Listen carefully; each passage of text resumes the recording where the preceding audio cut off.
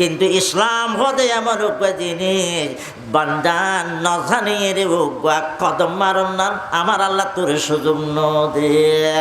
ইসলাম ধর্ম দিন ইসলাম এমন আর দিনই এর মধ্যে আন্তাজে মনুষ্য মতে হুজুকে হনিকি করানোর সুযোগ আল্লাহ ন রাখে।